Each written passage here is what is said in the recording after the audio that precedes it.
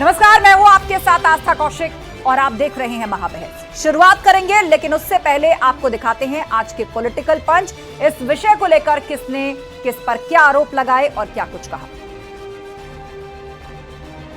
आदि पार्टी के कार्यकर्ता और उनका जो एक्स का हैंडल है वो लगातार अराजकता करता है। अखिलेश यादव के संरक्षण में ये लोग मर्यादाओं का उल्लंघन करते हैं।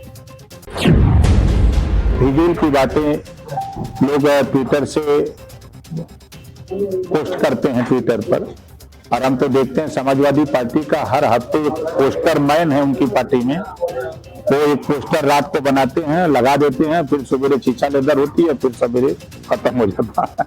यही तो काम चल रहा है। ब्रजेश पाठक जी अपने राजनीतिक प्रतिद्वंदियों को गाली देकर राजनीति में तरक्की पाने की आदत में आ चुके हैं।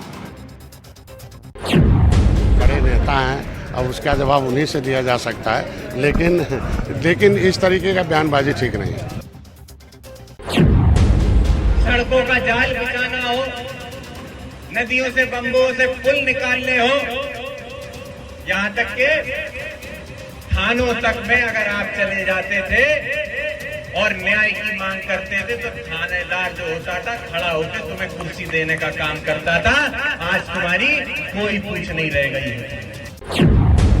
आप जो है वो दूसरे के आंगन में झांकने से बेहतर होगा कि अपने आंगन को दुरुस्त करिए।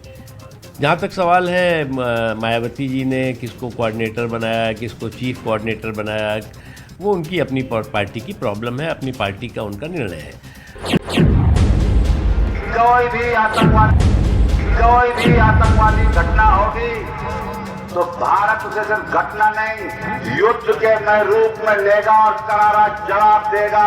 और मातृशक्ति के सम्मान और रक्षा के लिए ऑपरेशन सिंदूर जो मोदी जी ने चलाया है वो हम सब के लिए गर्व की बात है।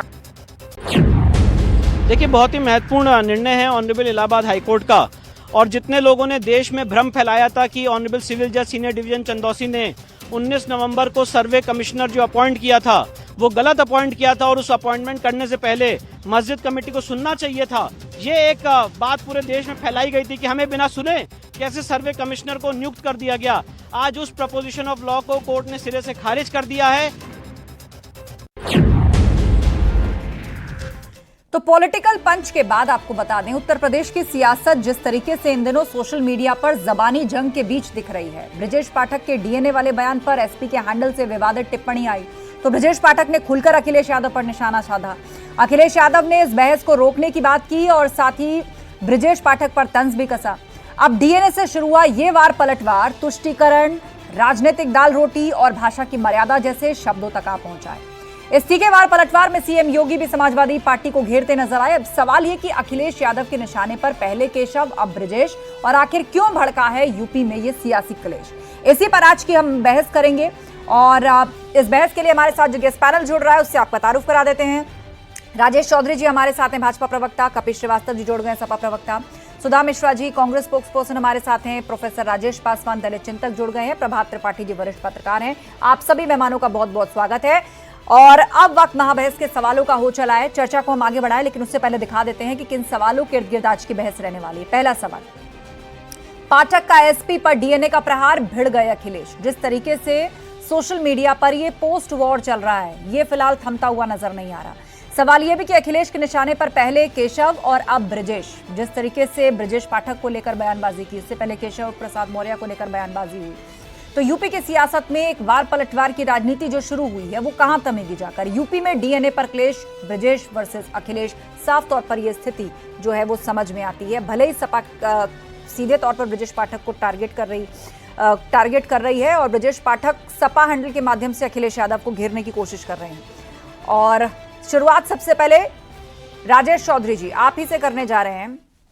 अब ये पोस्ट वॉर पलटवार से तो आप वाकिफ होंगे ही, लेकिन समाजवादी पार्टी की तरफ से यह कहा गया है कि राजनीतिक गाली देकर अपनी तरक्की खोज रहे हैं ब्रजेश पाठक और इस तरह की उन्हें आदत रही है। देखिए, ब्रजेश पाठक जी ने किसी भी असभ्य शब्द का इस्तेमाल नहीं किया। उन्होंने डीएनए का शब्द यूज किया ना, किसी तो व्यक्ति इसको के तो कोई लिए निजी रूप से ले सकता है। आस्था जी मुझे अपनी बात कहने दी जाए ना। मुझे बोलने दीजिए, फिर आप बोलिए ना। ये डीएनए उन्होंने किसी व्यक्ति के बारे में थोड़ा ना बोला है, उन्होंने समाजवादी पार्टी के बारे में बोला है, उन्होंने राजनीतिक डीएनए के बारे में बोला है। किसी पे व्यक्तिगत आरोप उन्होंने नहीं लगाया। अखिलेश यादव जी के सम्मान में कोई ठेस पहुंचाने का काम नहीं किया। और ना हमारी ये मर्यादा है, ना हमारे ये संस्कार है कि हम किसी पे व्यक्तिगत होकर के और इस तरह के आरोप लगाएं। समाजवादी पार्टी का पूरा इतिहास भरा पड़ा है गाली गलौज इनके ट्विटर हैंडल से। पहले भी महिलाओं के बारे में, पुरुषों के बारे में के पहली घटना थोड़े ना है। और जब राजनीतिक विरोधी एक दूसरे के, हमें राजनीतिक प्रतिपक्ष में हम एक दूसरे के आमने सामने हैं, तो राजनीतिक आरोप तो लगाएगा व्यक्ति। किसी के व्यक्ति के बारे में लिखा हो तो मुझे जरा दिखा दीजिए। अब ये लोग किस भाषा का इस्तेमाल कर रहे हैं, अब इस चैनल पे, इतने प्रतिष्ठित चैनल पे बैठ करके बोलना मैं उचित नहीं समझता। किस तरह से जो है जीबी रोड, सोनागाछी और व्यक्तिगत जिस तरह से ये लोग हो जाते हैं, तो इनकी ये, मुझे लगता है कि जो मानसिक स्थिति है, जो इनकी सोच है, उसको दर्शाता है। ठीक है, कपिल श्रीवास्तव जी, समाजवादी पार्टी का जो सोशल मीडिया हैंडल है उससे समस्या और उस पर सवाल कोई नए नहीं है, ये पूर्व में भी उठते रहे हैं। और आप लोगों की कोशिश हमेशा ये होती है कि सपा को और सपा के ट्विटर हैंडल को दोनों अलग अलग करके दिखाने की जो आप लोग कोशिश करते हैं, तो ये जो है कहीं से भी पचा पाना बड़ा मुश्किल है कि एक पार्टी खुद को कैसे अलग कर सकती है अपने हैंडल से। यहां पर भी यह दलील दी जा रही है कि किसी व्यक्ति का नाम नहीं लिया गया, किसी को व्यक्तिगत टारगेट नहीं किया गया, लेकिन आपके हैंडल से एक एक शख्स को चुन चुनकर उसे गालियां, भद्दे शब्द, अभद्र भाषा का इस्तेमाल किया जाता है। देखिए, जब आस्था जी अनुवेंडू का किया जाता है तो उसके लिए कोई जरूरी नहीं है कि आप सीधे टिप्पणी कर दें। केवल इतना ही कह दें कि भाई देखिए ये तो अपने उत्तर प्रदेश की पार्वती जा रही है, उतना काफी हो जाता है। और हमारे मित्र कह रहे हैं राजनीतिक डीएनए की बात कर रहे हैं। ये साहब पहले डीएनए का परिभाषा बता दीजिए कि क्या है, और ये बायोलॉजिकल है या जो है ये पॉलिटिकल है। आप अगर डीएनए किसी की जांच कराना चाहते हैं, किसी के बारे में डीएनए के बारे में जानना चाहते हैं, तो आप जरा बता दीजिए पहले डीएनए, क्योंकि आप विधायक हो गए हैं। कम से कम आपको कहने से पहले ये बात कहना चाहिए कि आपसे गलती हुई है, नहीं करना चाहिए, क्योंकि हमेशा आप हर चीज में डीएनए खोजते हैं। और अगर आप राजनीतिक डीएनए की बात कर रहे हैं तो उसका जवाब दे रहा हूं। विधायक जी, सबसे ज्यादा तो डीएनए आपके यहाँ का जरा चेक करा लीजिए। सेंगर साहब का करा लीजिए, स्वामी चिन्मयानंद का करा लीजिए, एमजे अकबर का करा लीजिए, ब्रिजभूषण शरण सिंह का करा लीजिए, पश्चिम बंगाल के पूर्व अध्यक्ष जी का करा लीजिए, अपने गोवा के अध्यक्ष जी का करा लीजिए। कराइए ना डीएनए, तब आपको बड़ी दिक्कत होती है।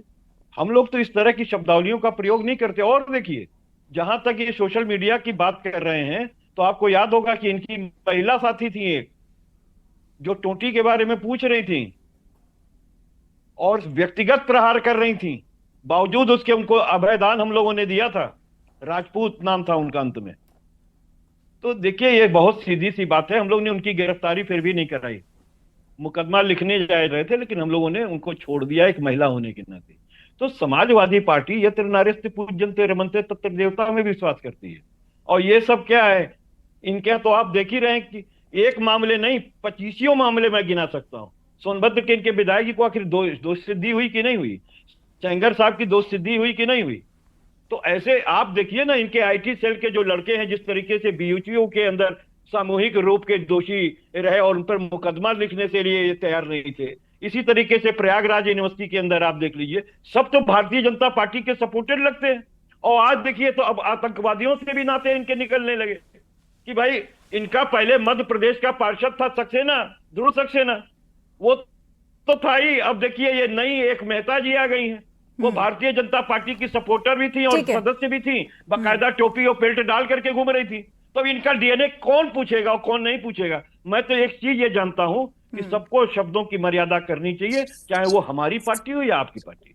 ठीक है, सुधा मिश्रा जी, अब आरोप ये लग रहा है कि ये सोशल मीडिया हैंडल से शुरू हुई ये जो पूरी बहस और लड़ाई है, ये तुष्टीकरण पर आ गई है। कौन दलितों के साथ है, दलितों के खिलाफ है। भाजपा आरोप लगा रही है कि समाजवादी पार्टी का डीएनए दलितों के खिलाफ है। तो कुल मिला के ये दलित मुस्लिम पॉलिटिक्स एक बार फिर से, भले ही बयान जिसने जो दिया उस पर राजनीति हो रही है सो अलग, लेकिन क्या कहा गया इस पर भी चर्चा जरूरी है। आस्था जी, आप जानते हैं कि जिस तरह से भाषाई मर्यादा गिर रही है लगातार कई वर्षों से, और इसमें किसका हाथ है पूरी दुनिया को पता है। देश की बात छोड़ दीजिए, बताने की जरूरत नहीं है।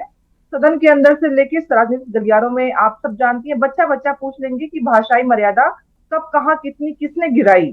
चाहे वो, मैं अगर नाम लेने पे आऊं तो हमारे आदरणीय प्रधानमंत्री जी से लेके कोई एक छोटे नेता तक आएंगे तो भाषा की मर्यादा जिस तरह गिराई गई है वो सच में स्त्री विरोधी मानसिकता और इस देश की जो मर्यादा और जिस सौहार्द की हम बात करते हैं उसको छिन्न भिन्न करने वाली है। और अगर इससे हम चेते नहीं, आस्था जी, अगर हम नहीं चेते तो हमारी आने वाली पीढ़ियां कभी हमें माफ नहीं करेंगी, क्योंकि पिछले 10 वर्षों में जिस हद तक हम गिर सकते हैं भाषाई शुचिता और मर्यादा में, 10 वर्ष के पहले आप देखेंगे अगर इस तरह बयानबाजी होती थी तो सबके सब एक साथ होके उसको माफी मांगने पे विवश करते थे और ऐसे लोग गिने चुने होते थे। आज तो राजनीतिक रूप से आगे जाने के लिए इसका एक बहाना मिल गया है कि जो जितना खराब बोलेगा उसको उतना आगे जाने का मौका मिलेगा।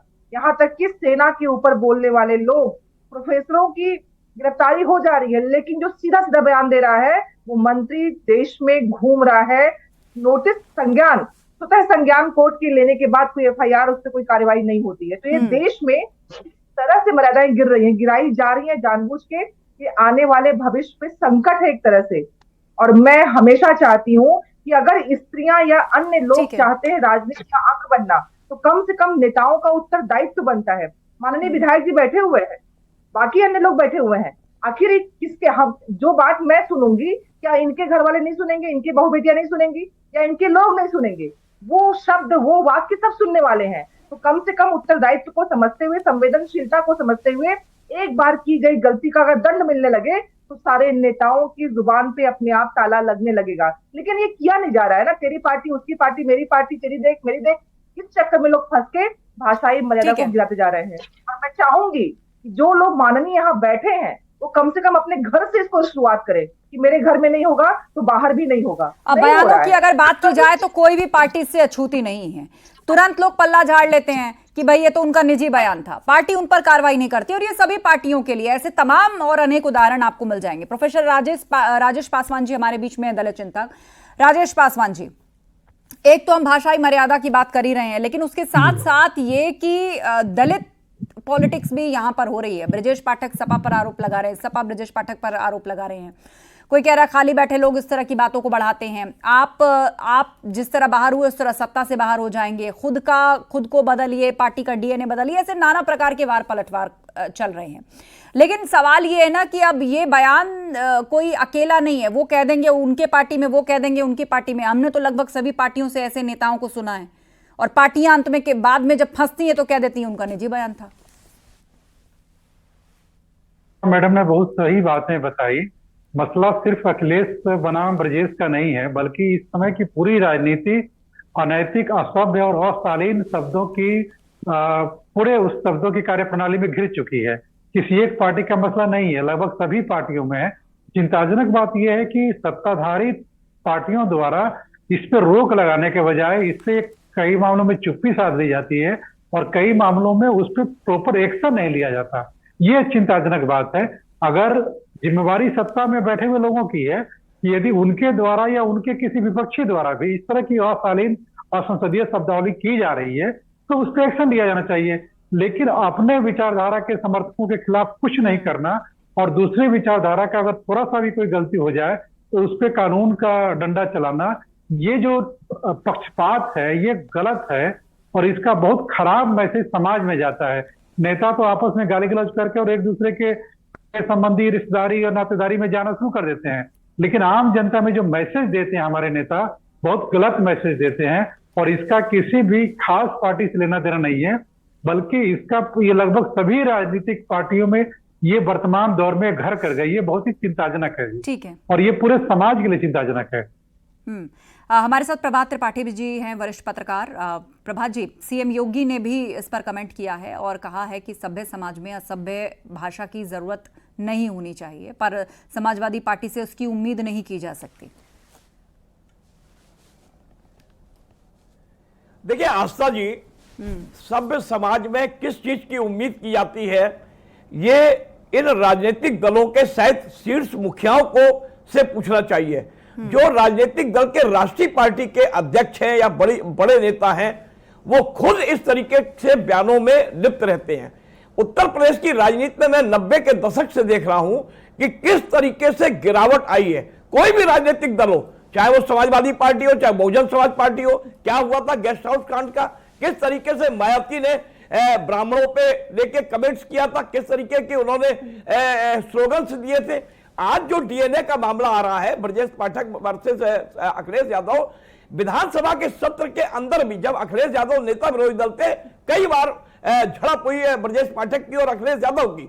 मैं ये कहना चाहता हूं कि आखिर आप इस समाज को कहां ले जा रहे हैं? हमाम में सभी नंगे हैं। कोई भी राजनीतिक दल ये कहे कि हम उससे अछूते हैं, ये जो बयान बहादुर है, ये बयान देके निकल जाते हैं, लेकिन समाज में इसका जितना गंदा असर पड़ता है इसका इनको एहसास नहीं है। आज डीएनए की अगर बात हो रही है तो हमारे कपीश जी ने बिल्कुल कहा कि बायोलॉजिकल और पॉलिटिकल, डीएनए के शब्द का इस्तेमाल बायोलॉजिकल होता है जब कोई किसी ऐसे बच्चे का या किसी का जिसका वो माता पिता का वो नहीं मिलता है तो कहते हैं डीएनए टेस्ट करा लो। तो ये आखिर ब्रजेश पाठक क्या कहना चाह रहे थे कि समाजवादी पार्टी के अंदर क्या वो पीडीए का दलित और पिछड़ा और अकलियत माइनॉरिटी का डीएनए आ गया है? क्या है डीएनए? तो अब ये 2027 का चुनाव आ रहा है और अभी आप देखिएगा आस्था जी, इससे भी भयंकर और खराब चीजों का इस्तेमाल होगा वोट को पोलराइज करने के लिए।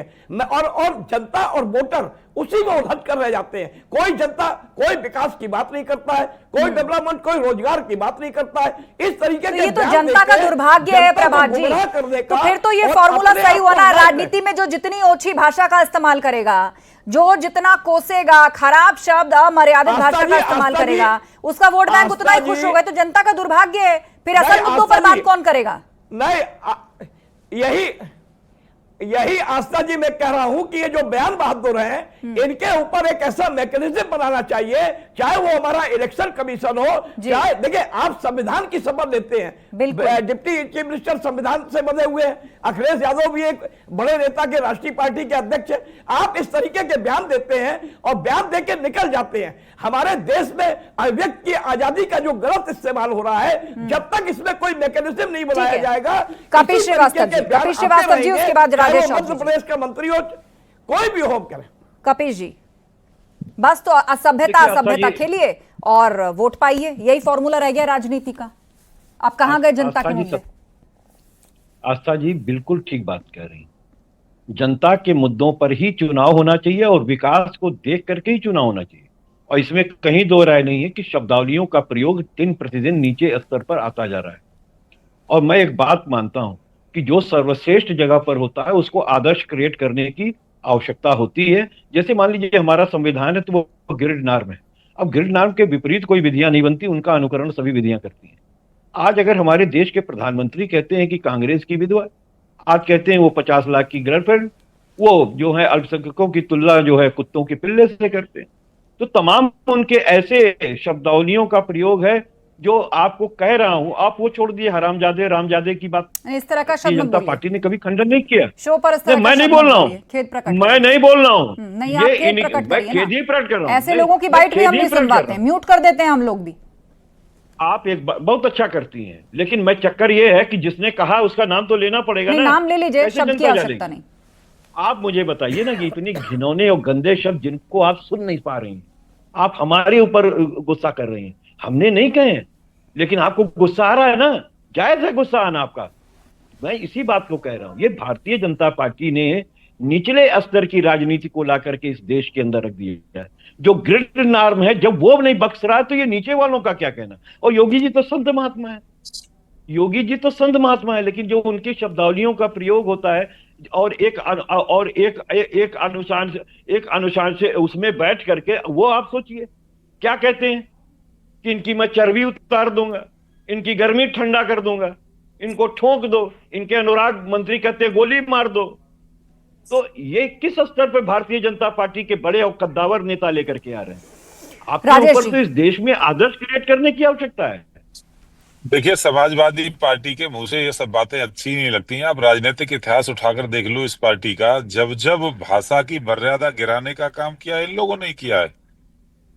जिस महिला की ये बात कर रहे थे राजपूत की, उसके बारे में कितनी गंदी गंदी घिनौनी बातें हैं जो आप अपने परिवार में बैठ करके नहीं पढ़ सकते हो। वो ट्वीट की गई, सोशल मीडिया में डाली गई। और उस पे FIR तो उसी ने दर्ज कराई। आप क्या FIR कराते भाई? आप तो खुद ही उसमें अपराध करने वाले लोग थे।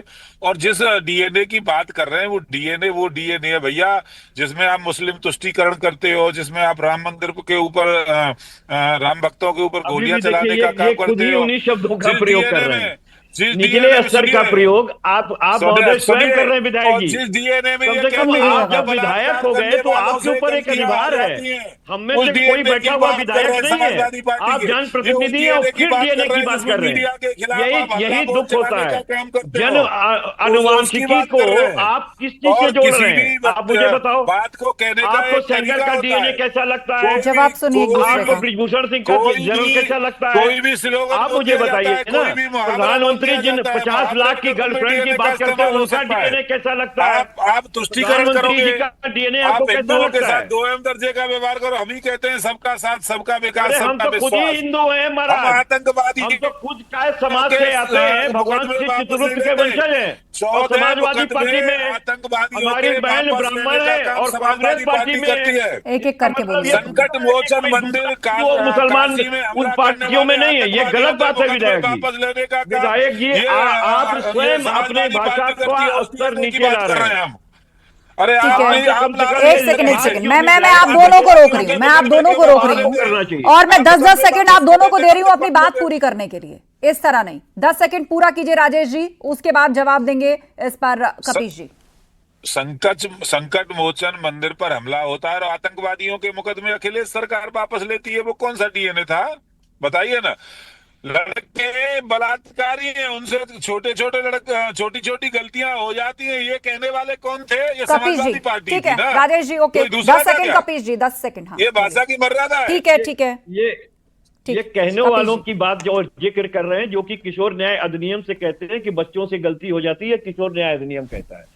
दूसरी बात, ये उनकी बात नहीं कर रहे हैं, स्वामी चिन्मयानंद की जिनकी वीडियो निकलती बहन बेटियों से जो है वो तेल मालिश कर रहे हैं की बात करिए ना, किस तरीके का चीजें कर रहे हैं। ब्रिजभूषण सिंह का किस तरीके से सामने आया, आप मुझे ये बताइए। इन्होंने तो गोल्डन परियों को नाक रगड़वा दिया, ये इनका DNA है।